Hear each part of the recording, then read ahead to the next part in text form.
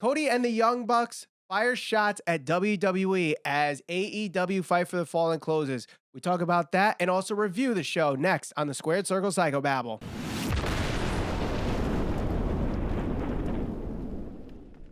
Hello and welcome to the Squared Circle Psychobabble. My name is Michael Valenti. This is Ralph Valenti. Don't forget to subscribe. Hit that bell for notifications. Trying to hit 10,000 YouTube subscribers before All Elite Wrestling's All Out. And this was a very interesting show, especially how the night closed. We got a great match from the Rhodes and the Bucks. The Bucks go out and cut a promo trying to put the Rhodes over after losing the match. And Matt Jackson says something along the lines of he doesn't watch the other product, obviously alluding to WWE. And then Cody Rhodes says you can't counter program what we're doing here. So what are your thoughts on this whole situation here? Cody Rhodes saying what he said, the Bucks saying what they said. Yeah.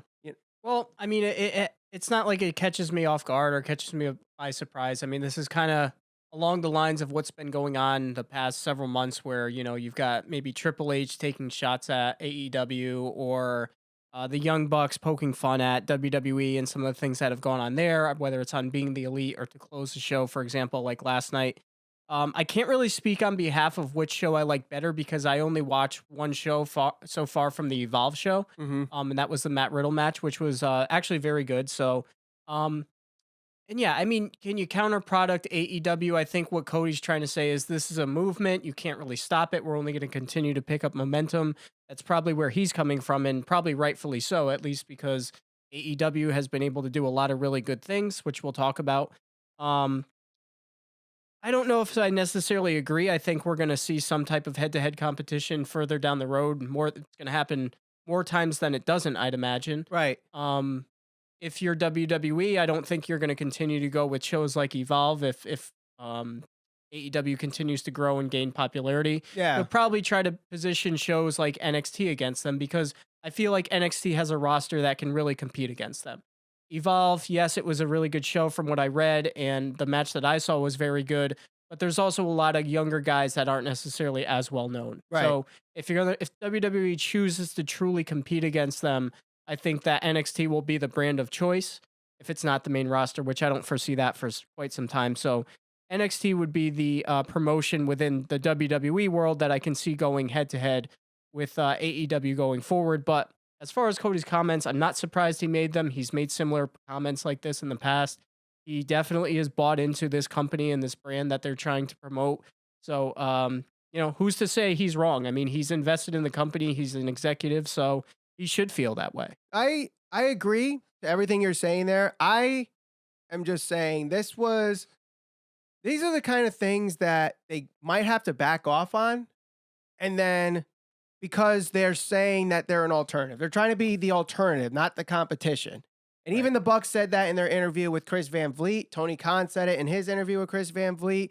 And they've been saying Jim this Ross all said it over as well. Jim Ross said they're competition, they're an alternative, not competition. But then you say something like, you can't counter program what we're doing. That's a competition type of a line to say. It's a clear shot. It's a clear shot. I mean, who else would that be directed at? Certainly not directed at the UFC, because I know they had a show on last night too.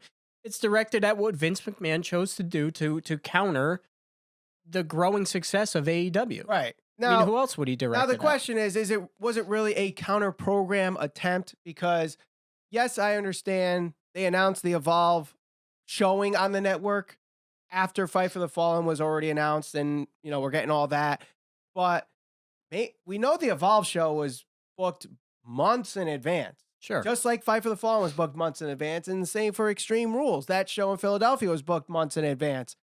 So it was just a perfect storm. And, you know, WWE were like, okay, it's Evolve's 10th anniversary show. We know a lot of our wrestlers here now came from there and are still coming from there. So let's put them on. And this is a test to see, you know, we heard about the rumored tiered programming on the WWE network or the tier subscription thing. So maybe this is a way, if people watch the Evolve show, then we might go forward with the tiered programming thing. So there's arguments for it and arguments against, and arguments that it was counter programming and argues that it was just a coincidence. So we'll never know unless Vince McMahon openly says that was counter programming. Yeah, I mean, if you're trying to read between the lines, I think it's blatant and obvious that it was an attempt for WWE to counter the show that AEW Right. did. Granted, the Evolve show may have been booked before or sometime shortly after, and that it was coincidental that they were on the same night. Mm-hmm. But if I'm Vince McMahon, I'm saying, okay, let's see in some sort of head-to-head competition which one really is better. Now, and again, I didn't watch the Evolve show. I only watched one match. Now, along with Evolve, along with Fight for the Fallen, we also had New Japan Pro Wrestling air the same day broadcast of the G1 B block matches on Access TV. So no one's talking about them counter programming. Everyone's talking about WWE. Yeah, no, well, I think because of the time that each one was on, you literally had. But the re-air was on, I think, at 7 Eastern. So it was Not around sure, I think that was around the same time. So, but then again, I know, those that wanted to watch New Japan either stayed up late if you're on the West Coast or got up early if you're on the East Coast to watch that. So, that's probably why they're not getting as much talk about that. But let's move on to the actual show itself. All Elite Wrestling, Fight for the Fallen. Just your overall thoughts before we go into, each match one by one here. Yeah. So I think I like this a little bit better than the previous show. I thought it was good. I thought it was a good show. I think that the main matches delivered when they needed to deliver. Much more serious tone, which I liked a lot.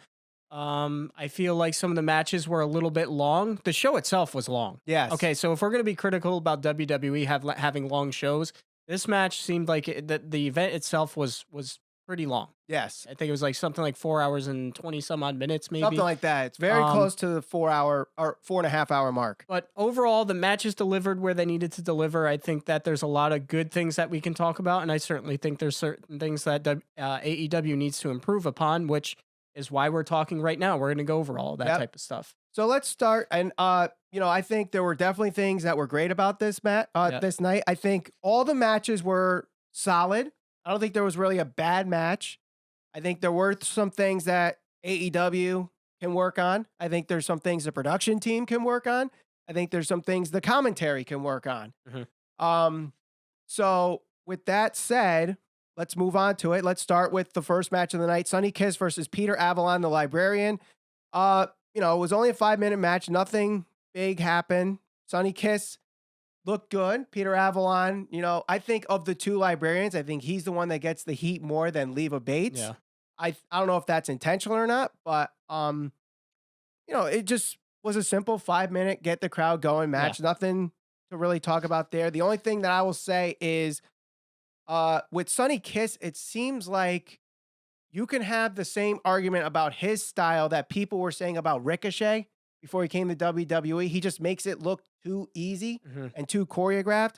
So I think Sonny Kiss just kind of needs to back off of that, in my opinion. Yeah. I mean, like you said, I think this match was what it was. It was a 5-minute, however long it actually ended up being. Sonny Kiss got the win. I predicted he would win. Peter Avalon kind of built up the whole Librarian thing with his promo and his antics throughout the match. So didn't overstay its welcome. It did what it was supposed to do, in my opinion. Yep. So let's move on to the tag team match on the buy-in. Priestley and Shoko Nakajima pull the upset over Britt Baker and Riho. And I think this did a lot for these 4 women. You got Priestley and Nakajima over. It was a great move putting their belts. They both brought their respective titles with them. I think that helped bring their stock in for people that don't know who they are. Oh, they're champions in other promotions. So maybe this isn't going to be an easy of a win for Baker and Riho. This actually ends up being the first losses for both of them. And, we get a taste of what we could see at All Out, which is Priestley versus Britt Baker. Yeah. I thought it was good. I think it had some clunky moments, especially with Priestley and Britt Baker. For some reason, it just seemed like they didn't click. Yeah, a couple weird spots. Obviously, the thing that most people were talking about and most noticeable was Britt Baker going to the wrong corner to make the tag. Wrong hot tag. I mean, I guess it happens. I'm not buying too much into that or over analyzing it. It happened. It is what it is. But I don't think it really hurt the match too much. I thought it was really cool that they were able to highlight the other 2 women rather than Britt Baker and Priestley. Priestley. Not that they didn't look good or anything like that. But it was cool to see that the other two got the closing portion of the match. And I think Riho looked really good in this match. She looked really good. She was selling everything, did a really good job with that. I think the other big thing everybody was talking about, now, I don't know if this happened on the YouTube stream. This definitely happened subtitles. The closed captioning popping up randomly. I thought it was something wrong. I accidentally hit the button. Me too. So this happened for a good 5 minutes of this match. So it was very distracting for what would have been a really good match. So that's something that the production team has to work on. And certainly, I have a background in television and live production, and quite honestly, I don't know how that happens where they just pop on there. So definitely something to work on there. So let's move on to the show itself, Fight for the Fallen. We get the 6-man tag. MJF, Guevara, and Shawn Spears defeat Darby Allin, Jimmy Havoc, and Joey Janela. We didn't see any of the hardcore hokey stuff that would have given Jim Cornette an aneurysm. Darby Allin looked super over in this match. We got the dynamic of Shawn Spears and MJF a little bit. Yep. Darby Allin, his hot tag with Shawn Spears. I think Darby looked really good in this match. And we both said that Darby would not get pinned. And he did. And he did. But it actually makes a lot of sense, because if they do go with the fact that Shawn Spears and Cody are going to face each other at All Out, Shawn Spears could say, hey, I pinned someone you couldn't. Sure. Great storytelling there. So I'm okay with that. What were your thoughts on this match? I thought it was a good match. It helped build the dynamic, like we said, whether it was Darby Allin. I think he certainly was the most over guy in the match. MJF, you know what you're going to get out of him. He played his role great. Joey Janela, he didn't do too much. That really kind of stood out to me, besides the whole FU Cornette that he gave in the camera there at one point. So I picked up on that. Shawn Spears did his thing. He actually didn't seem like he was involved in this match too much. No. Surprisingly, but another one. It was a solid match. It wasn't great. It wasn't bad, but it was good. It helped get guys like Sammy Guevara and some of those guys a little more exposure, some more ring time. So I thought it was good. Overall, I thought it was pretty solid. I think one thing, and I think we both talked about this match here had a significant amount of middle fingers. Yeah, and I was going to talk about that as part of like the segment where I was going to critique some of the things that they need to avoid. Mm-hmm. I have no problem with the middle finger whatsoever. I grew up watching Stone Cold Steve Austin. He did it quite a bit, but I think at some point, every single person within that match gave the finger to somebody else. It probably totaled 12 people or 12 times where the finger, if you want to do it, do it. But at the same time, if you do it one too many times, it's going to lose its effect. Like, people are going to stop reacting to certain things. And I feel like that's kind of like what was happening there, where they kept doing it and doing it and doing it. And it was almost to the point where my girlfriend literally said to me, what do they just keep flipping each other off? Like, what's going on here? So I don't care personally. It doesn't make me feel any way one way or another. And I'm not looking down on it. I don't care. But shouldn't happen as often, especially if it's in one match. Yeah, if I went back and counted, it had to be at least 8 to 12 times. Like, I know Sammy Guevara does that in his match, like just randomly flipping people off to try to get heat, but there's other ways to get heat. Jimmy Havoc did it essentially it's like cheap heat or trying to get a pop out of the crowd. Jimmy Havoc did it.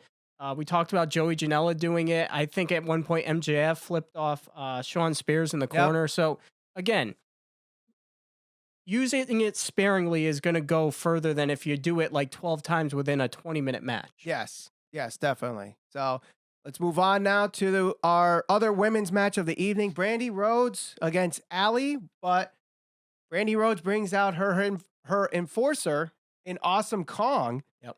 The match itself was okay.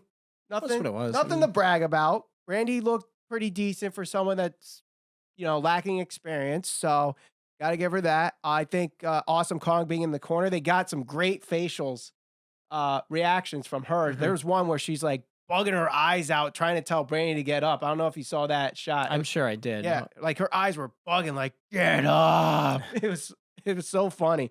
But I like this, and I do like the standoff that we got after the match with the two Kongs, Awesome Kong and Aja Kong. Yep. Possibly seeing that at All Out. Yeah, definitely teasing that match for the future. I thought the match was okay for what it was. Again, nothing spectacular, but I don't think people really expected anything spectacular out of this match. It did what it did what it was supposed to do, I guess. Right. Are you excited if this does become a match where it's Awesome Kong versus Aja Kong?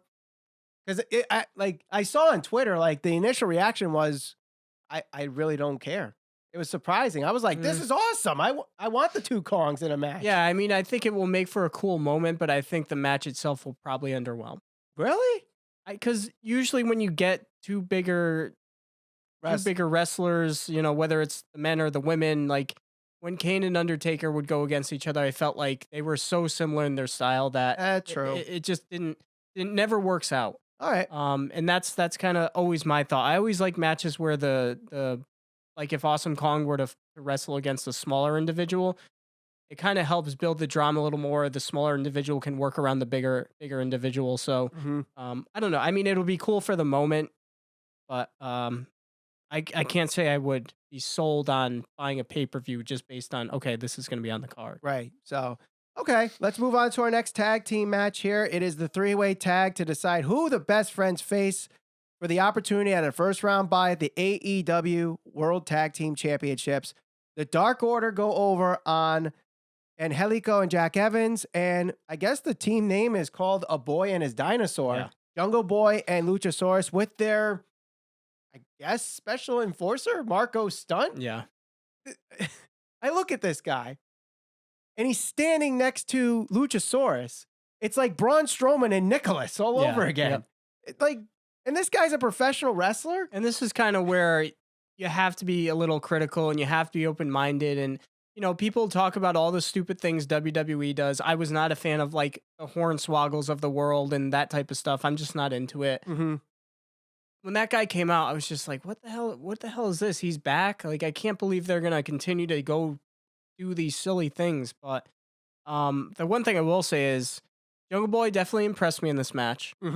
And Luchasaurus was probably the most over guy of the entire night. Yes, definitely. So I was really impressed with Luchasaurus. I really like his offense. I like the style of kicks he does. Usually when bigger guys like Rowan, he tries to do those kicks and that comes off super slow and clunky and just doesn't look good. But when he was doing it, I believed it. Like I was like, okay, I don't know if he has some type of martial arts background, but I think he does. He had that, like, I think they called it a mystery kick. It looked like he was going to go low and he went, it's called a switch kick in real life, but he ended up doing that. I think that guy, I don't know if they end up changing his gimmick somewhere down the line, but he's certainly over, and I think he's got a bright future ahead of him. Right. No, I totally agree. And I loved what I hope is going to be their finishing move, where he tosses, Luchasaurus tossed the guy over Jungle Boy, and Jungle Boy landed a power bomb on him, a sit down power bomb. That thing looked awesome. Yeah, that was one of my favorite spots. That should have been the finish right there. Yeah. But I know what they're doing with the Dark Order, the whole Dark Order best friends thing. Get that match done and over with. Honestly, the Dark Order is just not over. No one cares. Yeah, they did need the win here to kind of help them get established. But again, they're one of the more, unknown teams or characters. Right, so. I get that, but still, like, if you're gonna push these guys, you got to do something to get people talking about them instead of just being like, all right, they won. Yeah, right. Like the crowd was just. That's the worst thing that you want. Like, I know people hate, like WWE, they hate Baron Corbin, they want him to go away, whatever. But the more you give them a reaction, the more they're going to put him on TV. The Dark Order, nothing, absolutely nothing. And Angelico, Jack Evans, they were impressive in this match, but obviously, Jungle Boy and Luchasaurus looked awesome in this match. Absolutely awesome. The next match that we have, unfortunately, had to follow this, Adam Page versus Kip Sabian. I thought it was a decent match, but I don't know. It just seems like for someone that's going to be the number one contender or, in the match to determine the first AEW champion, Adam Page isn't looking strong here. That's kind of what I got too. And, obviously Kip Sabian cut that whole promo about being overlooked and everything. And I think that was part of the problem where people already know Adam Page is going to be competing for the title. And I feel like Kip Sabian was kind of viewed as somebody who is not a threat to him. Like, it was just a foregone conclusion that Adam Page was going to win unless Jericho got involved and cost him the match. Right. The other thing, like you said, the crowd could have been a little burnt out from the match prior to that because they were super into a lot of the stuff that was going on, especially with Luchasaurus and Jungle Boy. But yeah, I mean, I felt the same way. I felt like for a guy as talented as he is and in a position that's, so important where he's going to be competing for the title, I felt like the crowd wasn't really reacting to Adam Page the way you'd like to see them react. Right. And, I don't know. I couldn't quite put my finger on it. It was a good match. I thought it was a really good match. I thought it had its good spots. I especially liked the use of the time limit again, where it was coming down to the last whatever. I think it was seconds. 3 minutes. Within 3 minutes. Yeah, and it helped build drama and suspense because Adam Page didn't really get the pin until I think maybe the last minute was left or something. I don't know off the top of my head, but it was a good match. But yeah, if I was Tony Khan, I'd just like to see Adam Page more over, and I feel like he's just not for some reason. What'd you think of the Kip Sabian fake kiss spot with that fan? Again, yeah, my girlfriend was like, "What's that about?" And I was just like, I don't know. Yeah, I guess I didn't get it. But. I mean, the fan was heckling him, and I guess that was his way of getting back to him. Yeah. I couldn't hear what the guy was saying. Got a reaction from the crowd. Yeah. Now that fan was at Fyter Fest too. That's the one that was like hugely sunburnt, and he's always at the front row of NXT tapings too. So I don't know if this was planned or not, or if he actually was trying to heckle Kip Sabian, and Sabian, that was the only way he could get back at him. But interesting spot. Maybe, if anybody knows, let us know in the comments what the guy was saying, if there's some story behind it. But let's move on to the other tag team match here that I think a lot of people were thinking was going to be the match of the night. Lucha Brothers versus SCU, Frankie Kazarian and Scorpio Sky. Obviously, to me, there was an obvious lack of chemistry in this match. A little bit, yeah. There was the spot where Rey Fenix was trying to do a move and he stopped in his tracks, saw Frankie Kazarian wasn't in his spot, and obviously showed that, like, dude, you missed your spot, and then did his move. So now to Cornette and Jim Ross even mentioned this. To their point, I don't know how these guys work, and I don't know if it was a predetermined spot or whatever was supposed to happen. But Jim Ross said on Stone Cold's podcast, he said, some of these guys are literally planning their match move for move. And when they go out there and it doesn't necessarily go accordingly, like maybe we saw last night, they don't know how to recover. And that's a problem.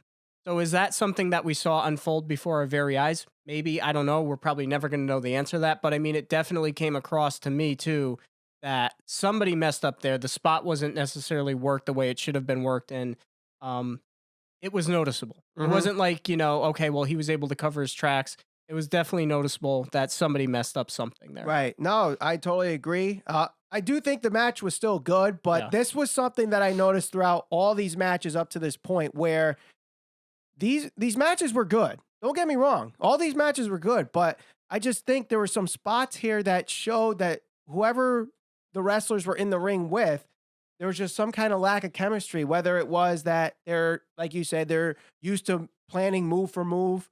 And there were a ton of wrestlers that did that. Macho Man Randy Savage is notorious for being a guy like that. But then there's some guys that are like, let's just go out there and see how the match goes, and we'll do some certain spots, but, we'll just plan a couple, but not the whole thing. Yeah. I think we kind of saw that with some of these matches. And it just came off a little awkward at times. Yeah. But I think for the most part, they were able to recover for the most part, and people enjoyed the show regardless. And then we got the challenge at the end of the match with the... Yeah, so the Lucha Brothers and the Young Bucks, I guess a ladder match at All Out. What are they going to be fighting for? I imagine it'd be the AAA titles. That's what I'm thinking. That's the only thing I can think of, because the Lucha Brothers are the AAA Tag Team Champions, so I guess that's what they would be doing. So we get our first repeat match in AEW. The Lucha Brothers versus the Young Bucks, which I don't think anybody's going to have a problem with. But again, this is something, if WWE does it and you are critical of it, you can't say, oh, AEW is awesome for doing it. If this is something they're going to keep doing over and over again, where it's the Young Bucks versus the Lucha Brothers at every big pay-per-view, it's going to start getting old. So, but I'm still excited for it. It's something, with adding the ladder match thing is going to make things a little extra, and the dynamic is going to change. So we'll see how that goes. But let's move on. Kenny Omega versus Cima. I think this was the first match of the night where it seemed like everything clicked and nothing was really awkward. Yep. Cima looked really good. Omega looked really good. The commentary was pretty decent in this match. The production value was good. I know there was some boos on whether or not the match was being shown on screen. And, I think it was Excalibur. Excalibur doing a great job pointing that out. And because it seemed like they were booing because Cima was diving into the ring to break the count. And they were booing at that, but they were really booing just at the fact that they couldn't see and they wanted something on screen. So I'm okay with that. Great match. Really great match. Kenny winning. No problem with that. Cima looked really good. So yeah, no complaints from me. I really liked the match. I liked the pace of it. I thought there was enough technical wrestling and mat wrestling to kind of complement the bigger spots. And the fact that Kenny Omega just couldn't put him away until the very end there with the one-winged angel. Kicked out of multiple high-impact moves, if you want to call them that. Cima came out of this looking real good. So hopefully that kind of elevates him, builds his stock a little bit. That was kind of the outcome, which I more or less predicted. I think you predicted this as well. Are you picked Cima? I went with Cima. Yeah. That was my Hail Mary Omega pick. needed the win, and they even talked about it, I think, in the pre-show that who would have imagined Kenny Omega going into this match 0-1 and not having a win in the win column in a singles match. So he definitely needed the win. He picked it up here, and he looked good, which is probably the most important thing. That's something, I'm glad you brought that up. That's something that they really laid on thick for a lot of these matches is, we keep saying wins and losses matter, and losses matter.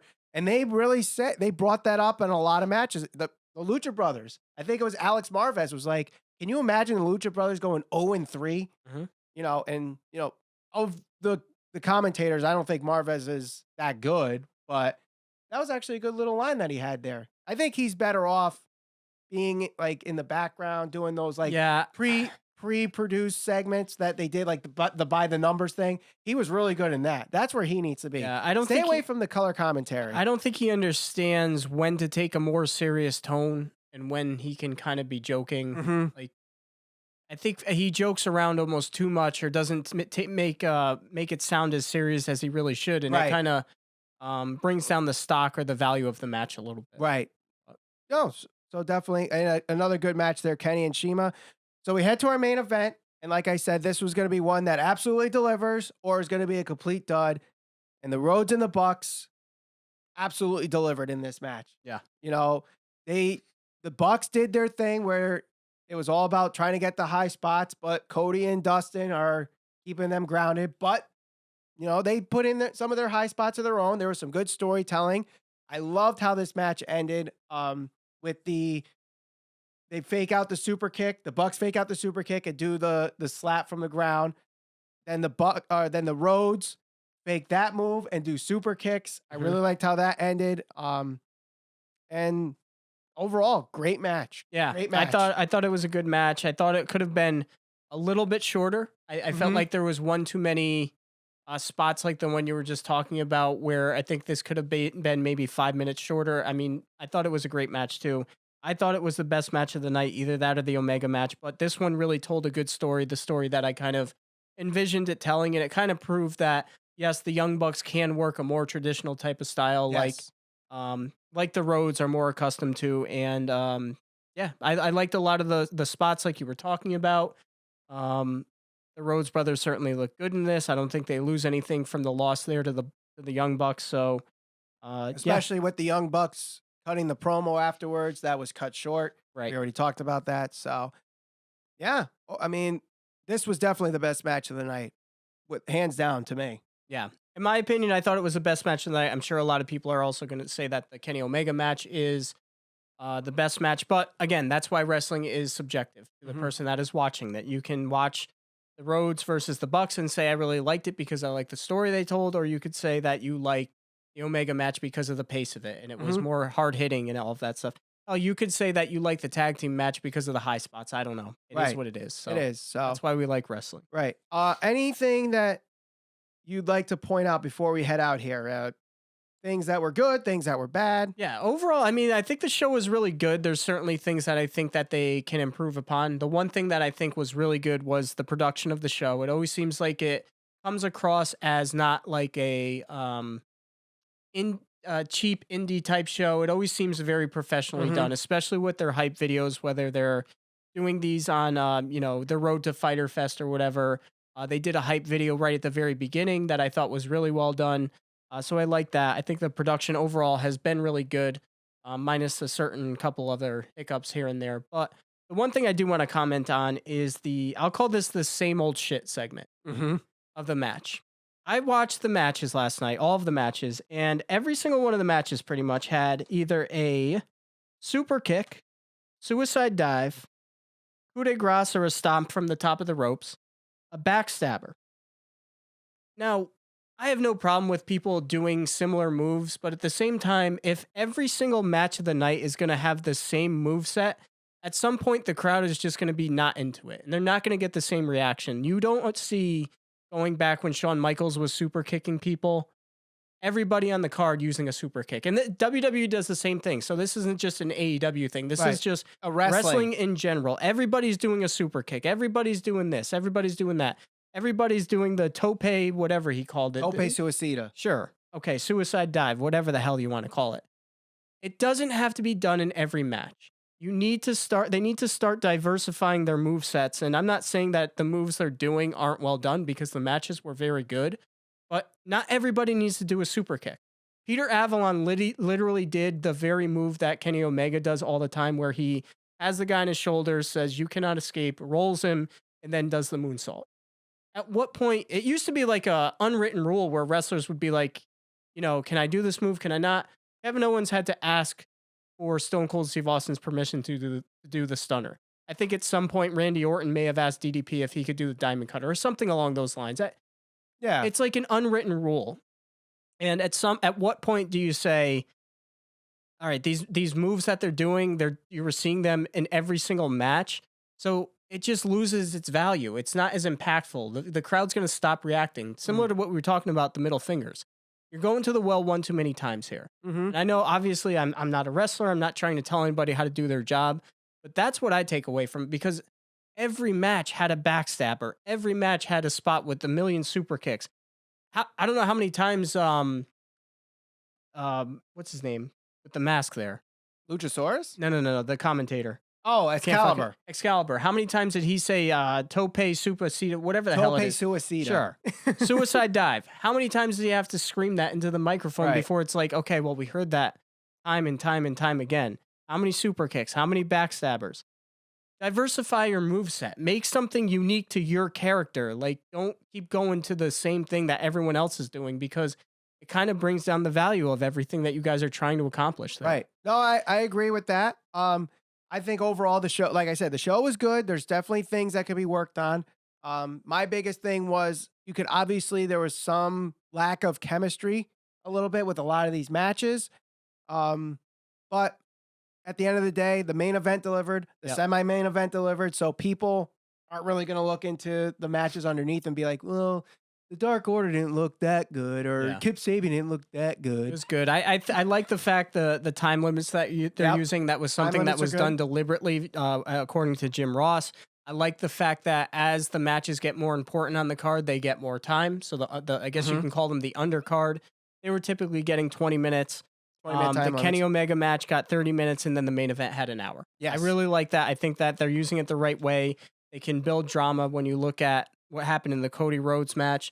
Or you can look to the match that Adam Page had, where it was kind of like down to the last second where he got the win. Or not the last second, but the last couple minutes or whatever it was. So I really like that. Gives it a good realism sense to it. So overall, I thought it was really good. I enjoyed it. I thought there was obviously a couple things they could work on, but I think that it's good. It was a good show. Right. And like I said before, I think the progress of the storylines that they need to tell going into All Out, I think they did a good job with that. We got a pretty decent idea of where they're going with pretty much the whole card. We already know Hangman and Jericho, and there was the Jericho promo, which was okay. It was what it was. It was what it was. And there was, Hangman came out and attacked him after Jericho attacked Page earlier on in the night. We're getting the Dark Order versus the Best Friends. We're getting Lucha Brothers versus the Bucks. We know we're already getting Moxley and Kenny. Obviously, with Moxley being in Japan, they couldn't do anything to really bring that point home, which kind of stinks. But It's going to be interesting to see where everybody else falls. Cody and Shawn Spears, I would think, is where they're going with that. We got a little bit of a tease of Jimmy Havoc versus Darby Allin, possibly. Britt Baker versus B. Priestley is another possible tease. So there's a lot of, we got like 8-9 matches already for All Out. And this is, starting with Being the Elite and Road to All Out starting this week. Hopefully we get a better idea of how this card's going to fill out. And it seems like they're doing an amazing job with this. Yeah. I'm excited for All Out after watching this and seeing what matches are going to be brought up and put on this card. So, yeah, I think this was definitely a step forward from Fyter Fest. They definitely took this a lot more seriously than what we saw at Fyter Fest. I think the average wrestling fan, the casual wrestling fan, and even the lapsed wrestling fan can go into this show and be like, okay, I'm a fan. Yeah. I like this. Thought it was good. Yeah, so let us know what you think about All Elite Wrestling Fight for the Fallen in the comments below. Don't forget to share us all over social media. We're on Facebook, Instagram, and Twitter, SCPB Podcast.